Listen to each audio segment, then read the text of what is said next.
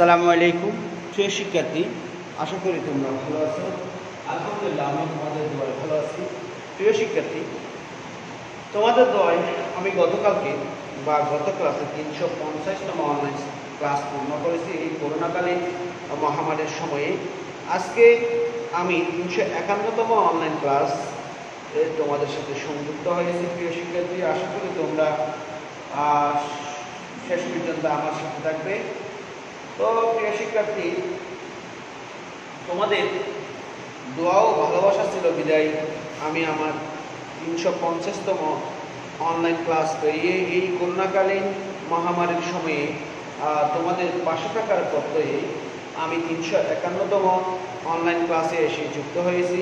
প্রিয় শিক্ষার্থী, সবাই আমার জন্য দোয়া করবে যেন বাকিটা সময় ভালো থাকতে পারি এবং তোমাদের পাশে থাকতে পারি, সেই জন্য সবার কাছে দোয়া প্রার্থনা করতেছি।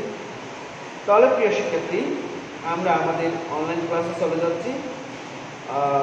যারা বিজ্ঞান বিভাগের শিক্ষার্থী আমার সাথে সংযুক্ত আছো, তোমরা অবশ্যই কমেন্ট বক্সে তোমাদের নাম, শ্রেণী, রোল নাম্বার এবং সেকশন উল্লেখ করে কমেন্ট বক্সে অবশ্যই জানিয়ে দেবে। এবং যদি কোনো একটা টার্ম না বুঝো তাহলে আমাকে অবশ্যই জিজ্ঞেস করবে, আমি সর্বোচ্চতায় চেষ্টা করব তোমাদের সেটা ভালোভাবে বুঝিয়ে দেওয়ার জন্য। প্রিয় শিক্ষার্থী, তাহলে চলো আমরা আমাদের ক্লাসে চলে যাচ্ছি। আজকে আমরা একটা নিউটনীয় বলবিদ্যা অধ্যায়ের উপর গাণিতিক সমস্যার সমাধানের ক্লাস করব। একটি গাণিতিক সমস্যার সমাধান করে আজকে ক্লাসটা শেষ করব। প্রিয় শিক্ষার্থী, দেখো, আমার প্রথম গাণিতিক সমস্যা হচ্ছে কোনো একটি সরলরেখা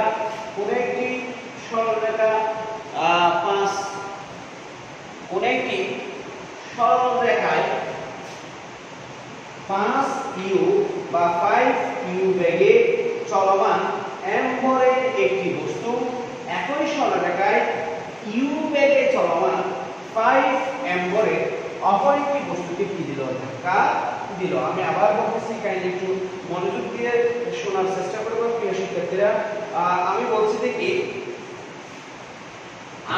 যে কোনো একটি সরলরেখায় 5u বেগে চলমান, অর্থাৎ 5u বেগ বিশিষ্ট কোনো m ভরের একটি বস্তু একই সরলরেখা বরাবর u বেগে চলমান 5m ভরের অপর একটি বস্তুকে ধাক্কা দিল এবং ধাক্কার পর বস্তুদ্বয় একই দিকে যুক্ত অবস্থায় চলতে শুরু করলো। অর্থাৎ দুটি বস্তু, মনে করলাম এই বস্তুটা হচ্ছে 5u বেগে গতিশীল এবং এর ভর হচ্ছে m, এবং আরেকটি বস্তু, এই বস্তুটার ভর হচ্ছে 5m, এই বস্তুটার ভর হচ্ছে কত? 5m, এবং এটার ব্যাগ হচ্ছে u। এটাও গতিশীল এবং এটাও গতিশীল। কোনো এক সময় এসে এরা ধাক্কা খেয়েছে, এটা কি করছে? ধাক্কা খেয়েছে। এটার ভর ছিল m এবং ব্যাগ ছিল 5u, এটার ভর ছিল 5m এবং ব্যাগ ছিল u, এবং ধাক্কার পর তারা দুজনেই একই দিকে গতিশীল হয়েছে। এই যে একই দিকে গতিশীল হয়েছে যুক্ত অবস্থায়, সেই যুক্ত অবস্থায় তাদের গতিশীল হওয়ার সময় তাদের যে একটি মিলিত বেগ, সেই মিলিত বেগটা কত সেটা আমাকে বের করতে হবে। এই যে দুটি বস্তু একত্রিত হয়ে একদিকে গতিশীল হয়েছে, এই গতিশীল হওয়ার সময় তাদের একটি মিলিত বেগ ছিল, সেই মিলিত বেগটা আমরা কি করব? বের করব। এবং সাথে সাথে আমরা ভরবেগ এবং গতিশক্তি সংরক্ষিত আছে কিনা সেটাও আমরা কি করব? বের করব। ভরবেগ এবং গতিশক্তি সংরক্ষিত আছে কিনা সেটাও আমরা দেখব। তাহলে দেখো প্রিয় শিক্ষার্থী, আমার এখানে দেখা দিয়ে আছে কোনো একটি বস্তু, অর্থাৎ প্রথম বস্তুটির বেগ ছিল 5u এবং দ্বিতীয় বস্তুটির বেগ ছিল u, এবং প্রথম বস্তুটির ভর ছিল m, দ্বিতীয় বস্তুটির ভর ছিল 5m। তাহলে আমরা এখানে লিখতে পারি প্রথম বস্তুর ভর, আমি এখানে এগুলি মুছে দিই। প্রথম বস্তুর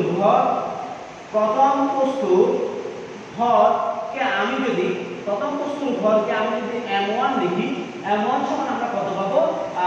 m পাবো। এবং দ্বিতীয় বস্তুর ভরকে যদি আমি প্রথম বস্তুর ব্যাগও লিখি, প্রথম বস্তুর ব্যাগকে আমি যদি v1 ধরি, v1 সমান হবে 5u, v1 সমান কত u হবে? 5u হবে। একইভাবে দ্বিতীয় বস্তুর ভর হবে দ্বিতীয় বস্তুর ভর কিন্তু আমি m2 লিখি, m2 সমান হচ্ছে 5n এবং দ্বিতীয় বস্তুটির ব্যাগ হচ্ছে দ্বিতীয় বস্তুর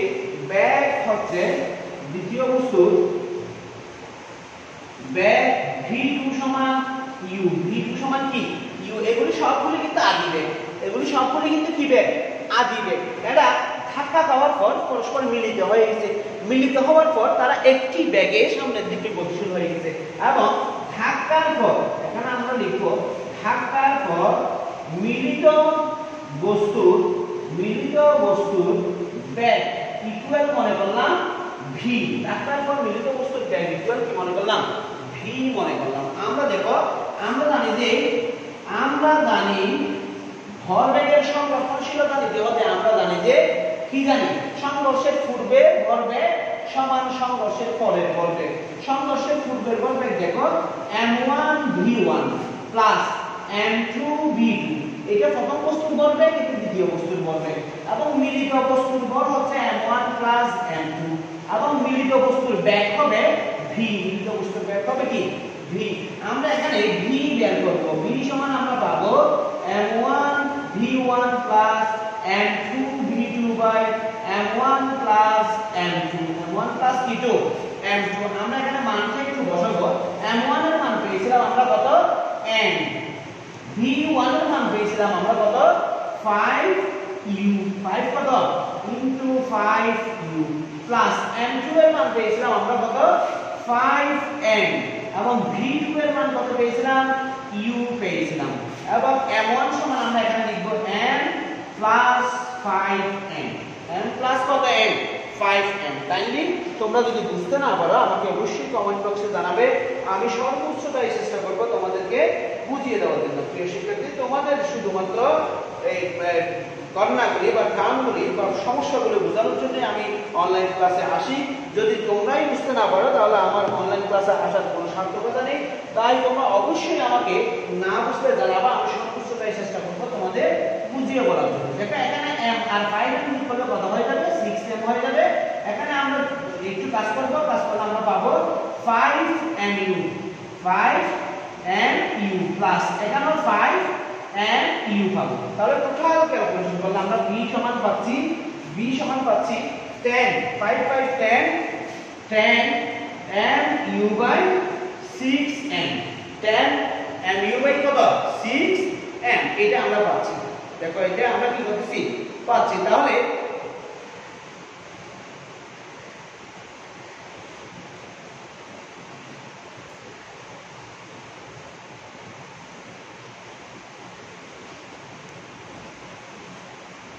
দেখো আমরা এটা পাচ্ছি, এখানে mm চলে যাবে বা v সমান আমরা পাবো 10/6, 10 বাই কত 6 পাবো।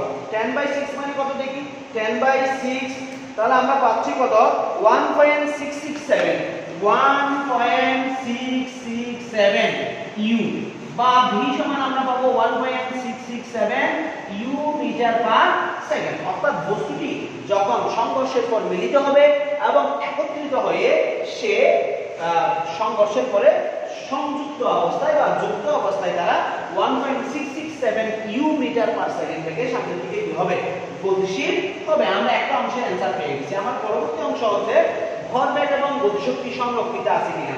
ভরবেগ এবং গতিশক্তি সংরক্ষিত আছে কিনা সেটা আমরা দেখব। এখন আমরা সংঘর্ষের পূর্বের ভরবেগটা বের করব। সংঘর্ষের পূর্বের ভরবেগ, সংঘর্ষের পূর্বের ভরবেগ হচ্ছে দেখো সংঘর্ষের, সুতরাং সংঘর্ষের পূর্বে ভরবেগ, সংঘর্ষের পূর্বের ভরবেগ সমান হবে m1 v1 plus m2 v2, m1 v1 plus m2 v2। m1 সমান ছিল আমার কত, m1 সমান ছিল n, v1 ছিল 5u, m2 সমান ছিল 5n, v2 সমান ছিল u। তাহলে আমরা টোটাল ক্যালকুলেশন করলে এখানে পাবো 5mu, এখানে পাবো 5mu। তার মানে আমরা সংঘর্ষের পূর্বের ভরবেগ পাচ্ছি 5mu, 10mu। সংঘর্ষের পূর্বের ভরবেগ কত পাচ্ছি 10mu পাচ্ছি। এখন আমরা সংঘর্ষের পরের ভরবেগ দেখব। সংঘর্ষের পরে, সংঘর্ষের পরের ভরবেগ, সংঘর্ষের পরের ভরবেগ হবে m1 plus m2 into v2 V, m1 plus m2 into V. এখন আমরা m1 সমান দিব m, m2 সমান হচ্ছে 5 n, v সমান আমরা কত পাইছি 1.66667 u, 667 u। আমরা একটু ক্যালকুলেশন করব, ক্যালকুলেশন করলে এটা হবে 6m ইনটু 1.667 u। বা আমরা যদি গুণ করি, গুণ করলে আমরা কি পাবো দেখো, আমরা গুণ করলে পাবো সমান 6 ইনটু 6 করলে আমরা 10 পাবো, 10 m u পাবো, 10 কি পাবো mu পাবো। তাহলে আমরা দেখো সংঘর্ষের পূর্বের ভরবেগ পাইছি 10 mu এবং সংঘর্ষের পরের ভরবেগ পাইছি 10 mu। তার মানে সংঘর্ষের পূর্বের ভরবেগ এবং সংঘর্ষের পরের ভরবেগ যদি সমান হয় তাহলে আমরা বলবো সংঘর্ষটি সংঘর্ষের ক্ষেত্রে ভরবেগ সংরক্ষিত, সংঘর্ষের ক্ষেত্রে ভরবেগ কি সংরক্ষিত। এখন আমরা গতি শক্তি সংরক্ষিত আছে কিনা সেটা দেখব, গতি শক্তি সংরক্ষিত আছে কিনা সেটা দেখব।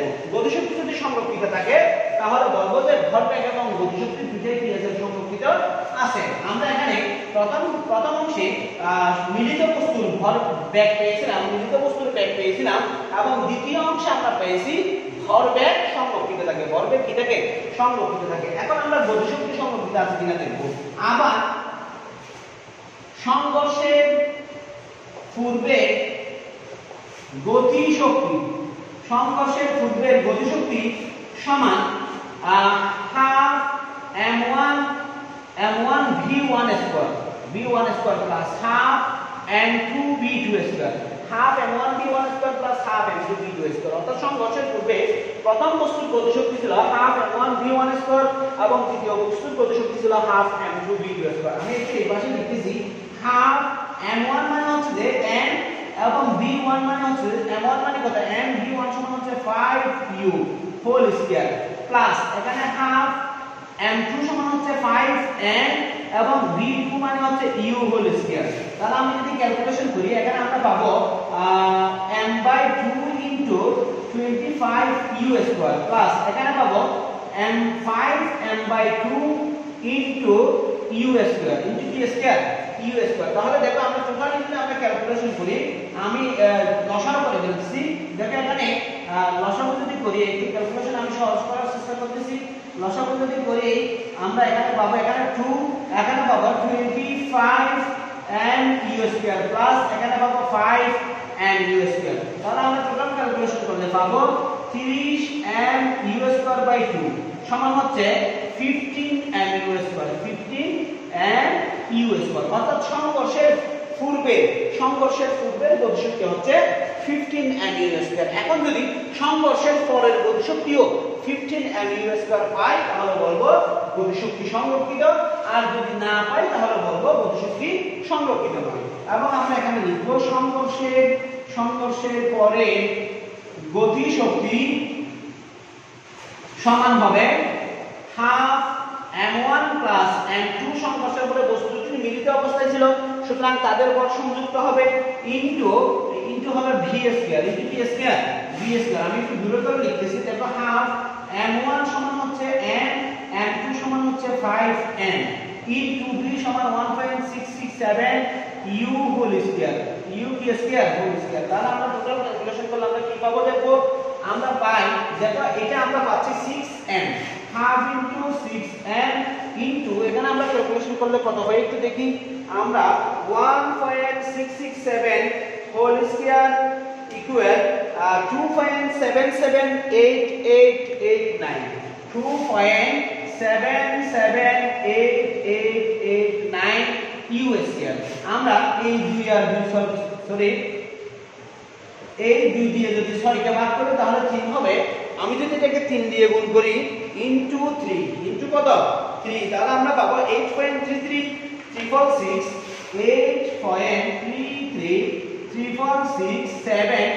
u square. সামনে একটা অবশ্যই m থাকবে m u স্কয়ার। দেখো সংঘর্ষের পরের ভরবেগ পাই, সংঘর্ষের পরের গতি শক্তি পাইছি 8.3367 and u স্কয়ার এবং সংঘর্ষের পূর্বের ভরবেগ গতি শক্তি পাইছিলাম m15 m u স্কয়ার, 15 কত m u স্কয়ার। তাহলে আমরা দেখতেছি যে এই দুটো পরস্পর কি নয়, সমান নয়।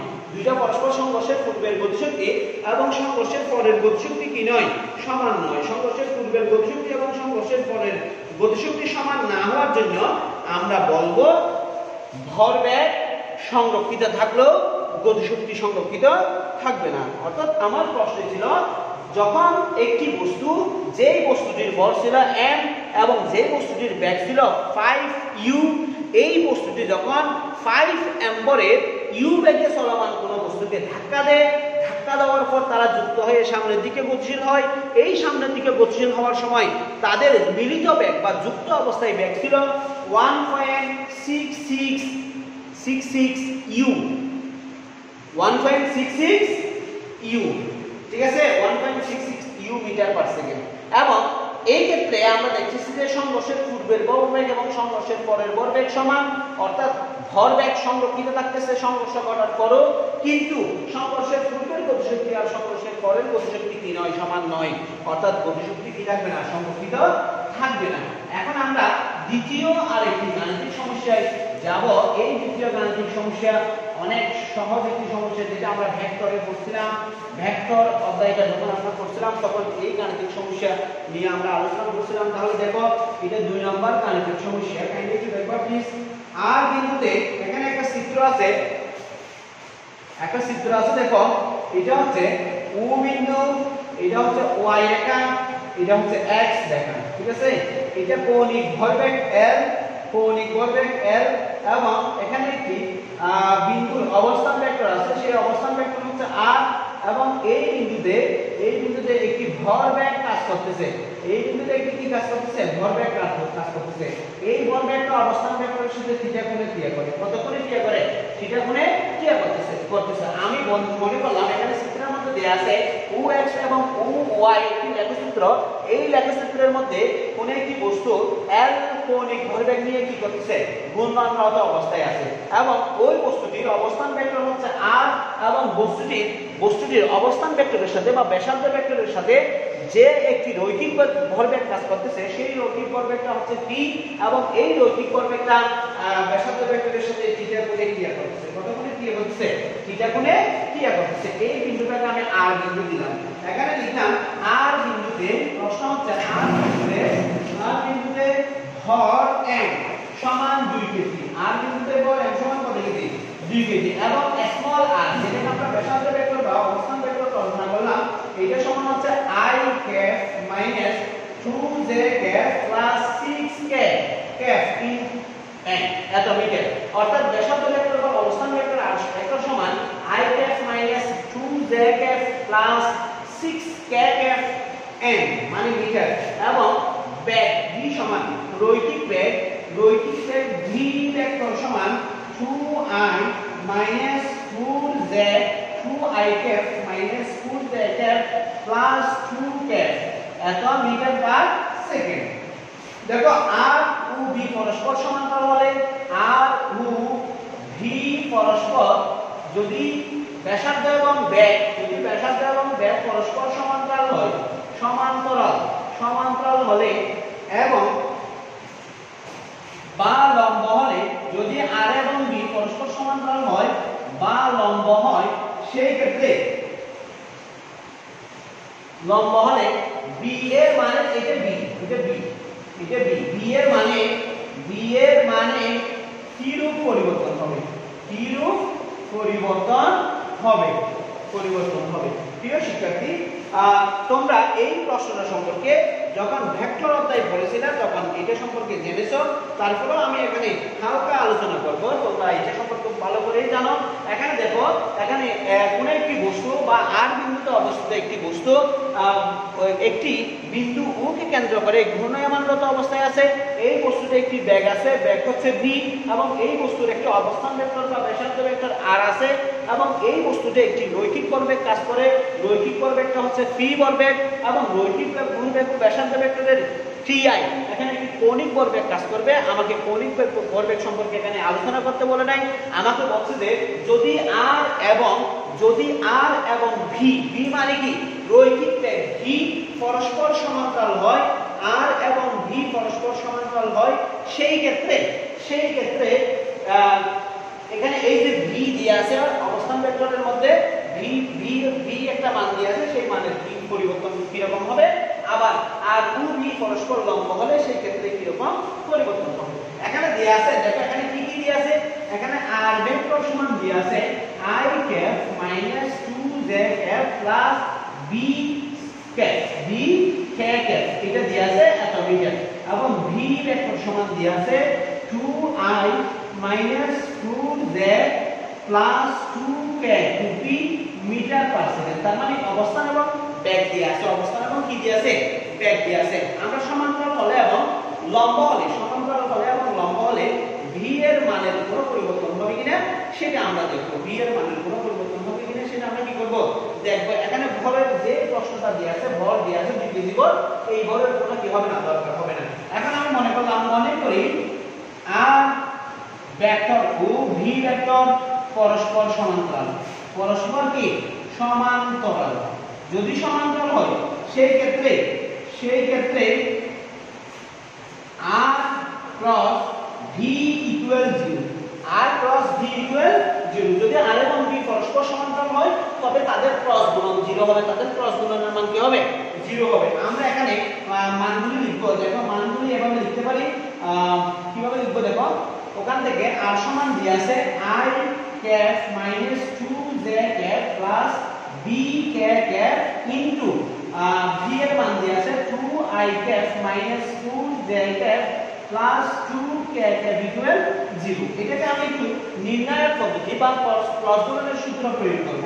ক্রস গুণনের সূত্র প্রয়োগ করলে আমাকে প্রথমে একক ভেক্টরগুলি লিখতে হবে i j k, এরপরে r এর সহগগুলি লিখব, r এর প্রত্যেকটা একক ভেক্টরের সহগ লিখব i এর, এখানে i k to p, i to p এর সহগ হচ্ছে i to p এর সহগ হচ্ছে 1, j এর সহগ হচ্ছে -2 এবং k এর সহগ হচ্ছে b, k এর সহগ হচ্ছে কি b, এবং এখানে v ভেক্টরের মধ্যে i এর সহগ হচ্ছে 2, j এর সহগ হচ্ছে -4, k এর সহগ হচ্ছে 2 ইকুয়াল 0। ইকুয়াল কত, 0। কাইন্ডলি একটু দেখবা প্লিজ, একদম ইজি একটা টপিকস, তোমরা খুব সহজে এটা বুঝতে পারবে।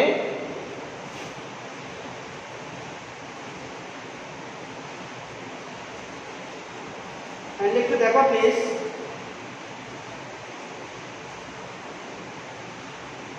আমি খুব দ্রুত ক্লাসটা শেষ করে দেব। তাহলে এখানে আমি প্রথমে i এর জন্য কাজ করব, বা i ক্যাপ i যখন করব তখন i এর সাথে বা i এর কলাম বা উপর থেকে গুণ হবে, মাইনাস মাইনাসের সরি প্লাস মাইনাসের মাইনাস 2 × 4 -4। এখানে একটা সূত্রের মাইনাস আছে, সূত্রের একটা কি আছে, মাইনাস আছে, এই দুটো গুণ করছিলাম, এখন এই দুটো গুণ করতে হবে। এখানে -4b হবে, -4b, সূত্রের একটা মাইনাস আছে, তাহলে আমি এখানে মাইনাসটা সহ লিখি, দ্বিতীয় বন্ধন দিলাম, সূত্রের একটা মাইনাস, এখানে -4b আসবে, -4b আসবে। এরপরে z লিখলাম, z যখন কাজ করব তখন আমরা নিচ থেকে করলে পজিটিভ হবে, উপর থেকে করলে নেগেটিভ হবে। আমি নিচ থেকেই করব, এটার সাথে এটা গুণ করব, 2b, তাহলে 2b মাইনাস এটার সাথে এটা গুণ করব, 2b ইনটু -2, 2b -2। এবার k করব, k যখন করব তখন k এর সাথে বা k এর কলাম বা k এর সাথে বা k এর কি কলাম বা উপর থেকে গুণ হবে, 4 কে 4, 4 কে 4। দেখো এখানে একটা মাইনাস আছে, সূত্রের একটা মাইনাস আছে, তাহলে আমি দ্বিতীয় বন্ধনে দিয়ে লিখি মাইনাস, সূত্রের মাইনাস মাইনাসে সরি প্লাস মাইনাসে -4, প্লাস মাইনাসে -4। তাহলে এখানে এটা সমান কি হবে, 0 হবে। কি মতে, উদ্দীপক মতে এটা 0 হবে। এখন আমরা ক্যালকুলেশন করব, ক্যালকুলেশন করলে আমরা কি পাই দেখি, আমরা পাবো i to b, এখানে -4 আসবে, এখানে মাইনাস মানে +4b আসবে, এখানে z আসবে, z এখানে 2b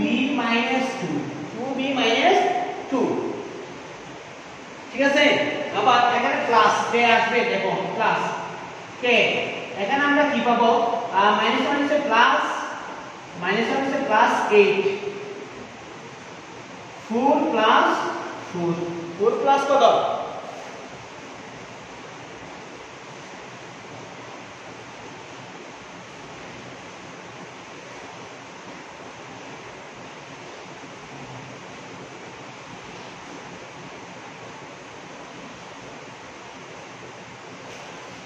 এখানে এখানে একটা সূত্রের মাইনাস ছিল, এখানে মাইনাস 4 আছে, এখানে কি আছে মাইনাস 4 আছে, বুঝা গেছে? তাহলে এখানে এখানে মাইনাস থাকবে, -4 + 4 চলে যাবে, তাহলে এটা সমান 0, এটা সমান কত 0, বা এখানে আমরা এখান থেকে পাবো টোটাল, এখান থেকে কি পাবো দেখো i2p 4b - 4 প্লাস এখান থেকে পাবো z2p 2b - 2 ইকুয়াল 0 পাবো, ইকুয়াল কি পাবো 0। আমি এই 0টাকে এভাবে লিখতে পারি দেখো i * 0 প্লাস j * 0, j * কি 0 লিখতে পারি। এখন উভয় পাশে যদি সহগ সমীকৃত করি, উভয় পাশে সহগ সমীকৃত করে পাই, সমীকৃত মানে তুলনা করা, সমীকৃত করে পাই উভয় পাশে সহগ সমীকৃত করে পাই।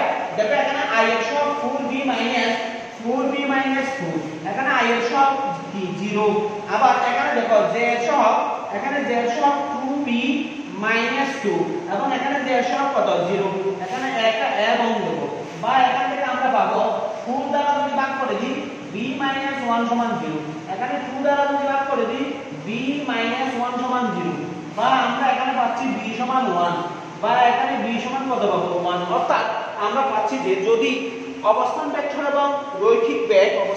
এবং রৈখিক বেগ পরস্পর কি হয় সমান্তরাল হয়, সেই ক্ষেত্রে এই যে v অবস্থান ভেক্টরে একটা k অক্ষ বরাবর বা z অক্ষ বরাবর যে একটি মান, সেই মান হবে কত 1 হবে, সেই মান কত হবে 1 হবে। এখন আমরা দেখব লম্ব হলে যদি r এবং v লম্ব হয়, সেই ক্ষেত্রে তাদের অর্থাৎ v এর মান কি রকম হবে। এখন আমরা দেখব r ভেক্টর ও v ভেক্টর যদি এরা যদি পরস্পর কি হয় লম্ব হয়, v এরা পরস্পর লম্ব হলে তোমরা যে কোনো দুটি ভেক্টর যদি পরস্পর লম্ব হয়, সেই ক্ষেত্রে তোমরা একটা সমীকরণ জানো বা সূত্র জানো, সেই সূত্রটা হচ্ছে r ডট v সমান 0, r ডট v সমান 0, অর্থাৎ a ডট b সমান যদি 0 হয়, সেই ক্ষেত্রে a ও b পরস্পর কি হবে লম্ব হবে। এখন দেখো এখানে r সমান দেয়া আছে, কত i2p - 2z2p plus bk2p dot v সমান দেয়া ছিল 2i2p - 4z2p প্লাস 2k2p সমান 0। তাইলে একটু দেখবা প্লিজ, আমরা এখানে কার মান বের করব, b এর মান বের করব। তাহলে আমরা সমান্তরাল হলে আমরা b এর মান পাচ্ছি কত 1, লম্ব হলে b এর মান কি রকম হবে সেটা আমরা এখন বের করব। দেখো আমরা প্রথমে i এর সাথে i গুণ করব। আমরা জানি যে i ডট i সমান z ডট z সমান k ডট k সমান 1 এবং i dot z dot k dot i এগুলি সমান 0, অর্থাৎ একই ধরনের একক ভেক্টরের ডট গুণনের মান 1, একই ধরনের একক ভেক্টরের ডট গুণনের মান 1 এবং ভিন্ন একক ভেক্টরের ডট গুণনের মান 0। একই ধরনের একক ভেক্টরের ডট গুণনের মান 1, ভিন্ন একক ভেক্টরের ডট গুণনের মান 0। আমি শুধু এখানে একই ধরনের একক ভেক্টরগুলি গুণ করব। তাহলে দেখো এখানে i এর সহগ 1, এখানে i এর সহগ 2, তার মানে 2 এর 2। এখানে আমরা এভাবে লিখি i ডট i, এখানে দেখো মাইনাসে মাইনাসে প্লাস, মাইনাসে কত প্লাস, এখানে 2 এখানে 4, 4 দুগুণে 8 ইনটু আমরা এখানে z ডট z প্লাস এখানে দেখবো b 2b এবং এখানে k ডট k। আমি ভিন্নগুলি লিখলাম না, কারণ ভিন্নগুলি 0 হয়ে যাবে, এইজন্য ভিন্নগুলি লিখি নাই। তাহলে এখানে পাচ্ছি 2 * 1, এখানে পাচ্ছি 8 * 1, এখানে 2b * 1 সমান 0। তাহলে টোটালি আমরা পাচ্ছি 2p প্লাস 8 * 8 8 দিয়ে 10 সমান 0, বা 2b সমান -10 বা b সমান -5। তাহলে আমরা দেখতেছি যে যদি r এবং v পরস্পর সমান্তরাল হয়, অর্থাৎ r সমান্তরাল v হয়, তাহলে আমরা পাচ্ছি v সমান 1 এবং যদি r লম্ব v হয়, তাহলে আমরা v সমান পাচ্ছি -5। এটাই হচ্ছে তাদের লম্ব বা সমান্তরাল হওয়ার কারণে b এর মানের পরিবর্তন। লম্ব বা সমান্তরাল হওয়ার কারণে কার মানের পরিবর্তন, b এর মানের পরিবর্তন। আমরা আরেকটা ছোট্ট গাণিতিক সমস্যার সমাধান করে আজকের ক্লাসটা শেষ করে দেব। প্রিয় শিক্ষার্থী, জাস্ট আরেকটু অপেক্ষা করো।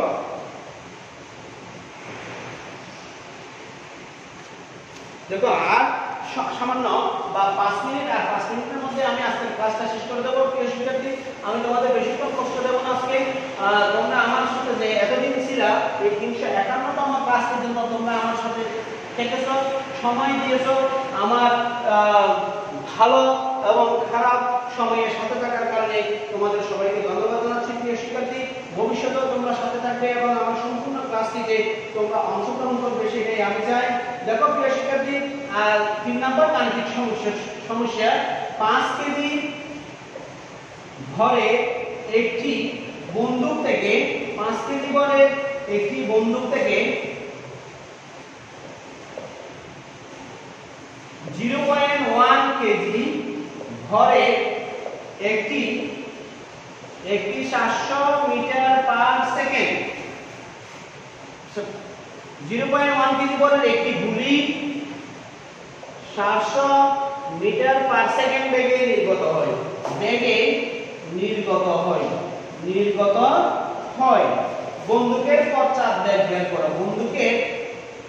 বন্দুকের পশ্চাৎ বেগ বের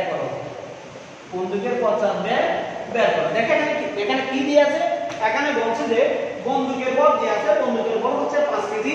এই 5 কেজি ভরের একটি বন্দুক, এই বন্দুক থেকে 0.01 কেজি ভরের একটি গুলি নির্গত হবে। সেই গুলির বেগ হবে 700 মিটার পার সেকেন্ড। আমাকে বলছে যে যদি 5 কেজি ভরের একটি বন্দুক থেকে 0.01 কেজি ভরের একটি গুলি নির্গত হয়, সেই ক্ষেত্রে গুলিটির বেগ যদি 700 মিটার পার সেকেন্ড হয়, সেই ক্ষেত্রে বন্দুকের পশ্চাৎ বেগ বা বন্দুক পিছনের দিকে কি পরিমাণ ধাক্কা দিবে, কি বেগে ধাক্কা দিবে সেটা আমাদের বের করতে হবে। একদম ইজি। দেখো আমরা পশ্চাৎ বেগ, বন্দুকের পশ্চাৎ বেগ আমরা জানি পশ্চাৎ বেগ, এখানে আমরা লিখব বন্দুকের পশ্চাৎ বেগ মনে করলাম ক্যাপিটাল ভি। তাহলে পশ্চাৎ বেগ ভি সমান, আমি এখানে আরো লিখতে পারি গুলির বেগ মনে করলাম স্মল বি। গুলির বেগ স্মল বি সমান হচ্ছে 400 মিটার পার সেকেন্ড। গুলির ভর আমি স্মল এম সমান লিখতে পারি 0.1 কেজি। বন্দুকের ভর ক্যাপিটাল এল সমান আমরা লিখতে পারি 5 কেজি। তাহলে আমরা এখানে বন্দুকের পশ্চাৎ বেগ v সমান minus small m by capital M into small b। Small m by capital M into small b, এটা আমাদের কি করা আছে, দেয়া আছে। তাহলে আমরা এখানে মানগুলো যদি বসাই, এটা হচ্ছে 0.1, এখানে একটা মাইনাস চিহ্ন আসবে। দেখো মাইনাস 0.1, এখানে 5 ইনটু এটা হবে কত, 400 মিটার। কত মিটার, 400 মিটার। তাহলে আমি যদি কাটাকাটি দিই 80, তাহলে গুণ করলে 8, গুণ করলে কত হবে, 8 হবে। তার মানে আমরা টোটালি পাচ্ছি v equal 8 metre per second. এখানে একটা মাইনাস আসবে, মাইনাস মানে পিছনের দিকে, মাইনাস মানে কোন দিকে, পিছনের দিকে বা বিপরীত দিকে, অর্থাৎ গুলি যেদিকে নির্গত হচ্ছে তার বিপরীত দিকে বন্দুকটি সেকেন্ড